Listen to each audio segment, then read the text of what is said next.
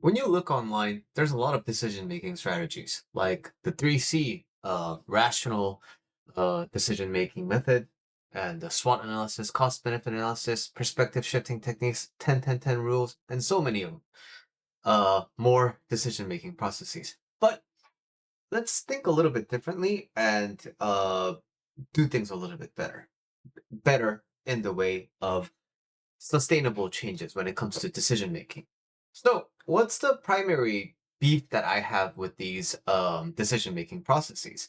It's that it largely conforms to one big assumption when it comes to decision making.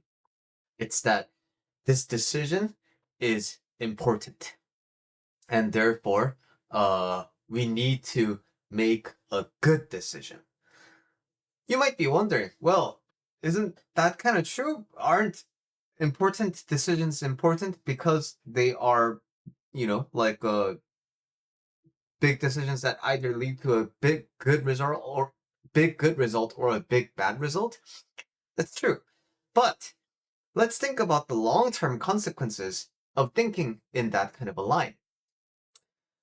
You make one really good decision and then think about it. In order to make that decision, you probably need to have thought about a lot of different possibilities and such, right? Which I'm not going to say is a bad thing. These are all giving you insights, and it's making you more intelligent.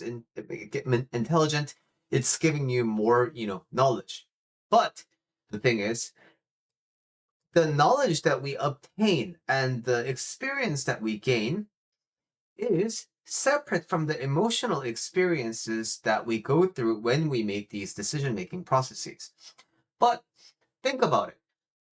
I hate getting micromanaged as much as the next guy. What is it about being micromanaged that's so stressful? It's because even when you're doing something that you're really good at, when someone is looking at you with laser focus, it seems like you have to do a good job.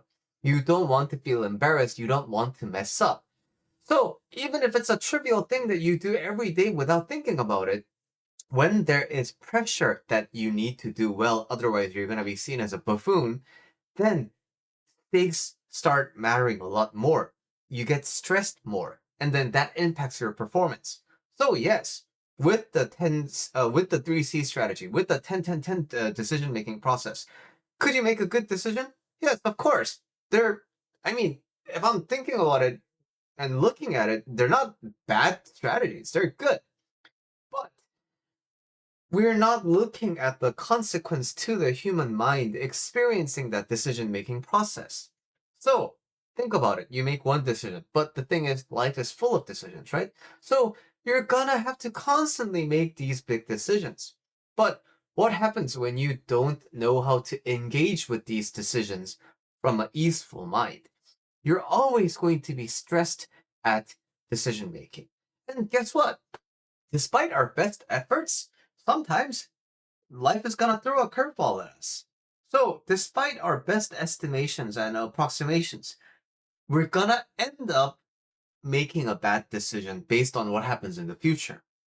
So, in that case, you put in all this work, but you still fail. And that will feel very, very hard to, for the mind to process, which makes further decision making even more stressful. So, how do we make decision making less stressful? We have to think about, once again, the convergence model. What we aim towards is a constant journey of getting close to it, but we never quite reach it. What's the contrast to this model? The achievement model, where we have something to achieve, and then, yes, we get it, and then we got it, and we did it well, and then, oh, it feels good. But then we get used to that feeling of achievement, and then you have to work towards it again and again and again. Again, my emphasis is that it's not that the decision making process itself is wrong. They have good intentions and they have, nice design incorporated into it. But how we approach the decision making process, as in thinking about decisions as a pass fail, success or failure thing, versus a point where we have to go through in order to converge into the desired state that we want to. A learning exercise, a opportunity to engage our curiosity. This kind of a viewpoint can only this kind of a easeful viewpoint can only come if you think about your longer term goals as a convergence point, and you're not necessarily interested in attaining it.